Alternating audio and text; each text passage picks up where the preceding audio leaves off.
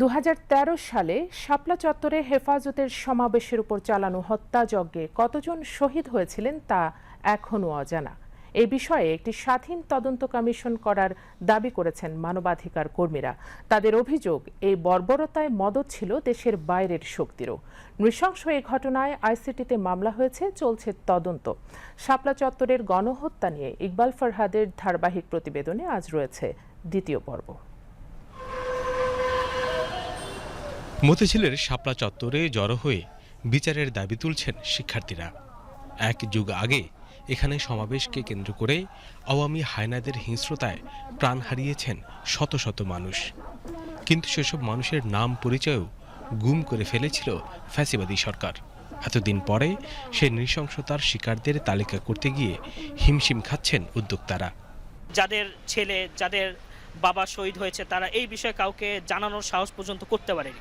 রমজান মাসে ৭০ পরিবারকে নিয়ে ইফতার মাহফিল করেছে এবং অনেকেই অনেক সীমাবদ্ধতার কারণে আসতে পারেনি। হেফাজতে ইসলাম বাংলাদেশের সম্মানিত যুগ্ম মহাসচিব মাওলানা মামুনুল হক সাহেবের নেতৃত্বে একটি টিম করা হয়েছে এবং অচিরেই আগামী ১৫ই মে একটি স্মারক প্রকাশিত হবে। সেই স্মারকে শহীদদের স্মৃতি এবং শহীদদের সংখ্যা, এই বিষয়গুলো বিস্তারিত প্রকাশ করা হবে। তখনকার সরকার প্রাণহানির সংখ্যা গোপন করার সব পদক্ষেপ নিয়েছিল।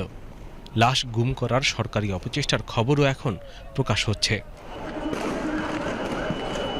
ঢাকা মেডিকেল কলেজ এমার্জেন্সি মর্গে ছিল। ওখানকার পুলিশের বয়ান এরকম ছিল, 200+ লাশ বা আরও বেশি লাশ হয়তো পুলিশ আপনাদের তখন একটা স্পেশাল টাইপের ডাস্টবিন গাড়ি বের হয়েছিল কার্টের মতো, তো ওরা ক্লোজ করে নিয়ে গেছে।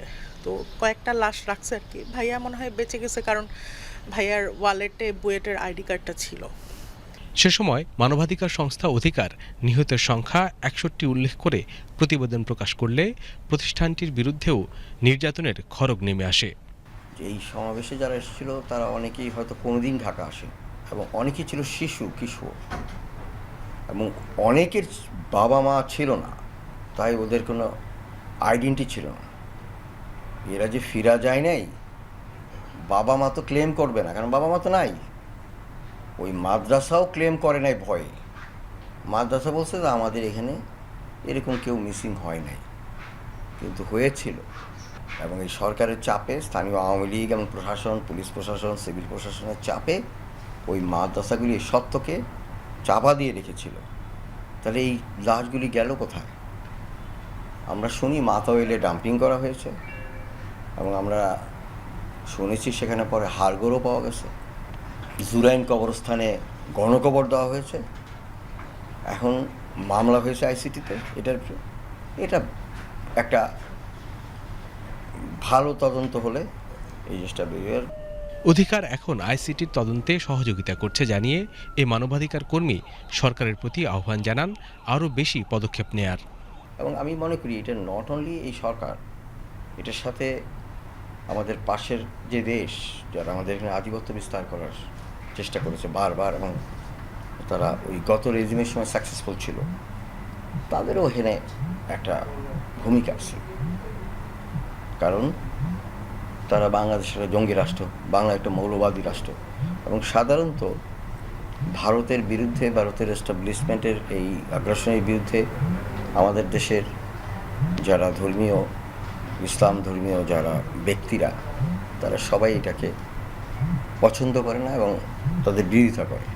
সেক্ষেত্রে হেফাজতে ইসলামের এই যে বড় সমাবেশ, বড়